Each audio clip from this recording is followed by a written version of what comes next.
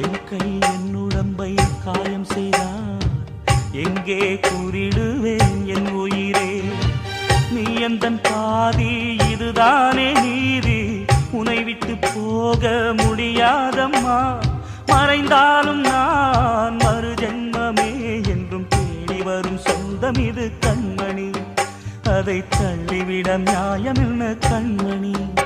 இது நீ இருக்கும், இது நீ இருக்கும் நெஞ்சமடி கண்மணி. இன்று யாரடிச்சு விம்முதடி கண்மணி? ஒரு வீடு கட்டி வச்சிருந்தேன் கண்மணி, அது வெட்ட வெளியாச்சுதடி கண்மணி.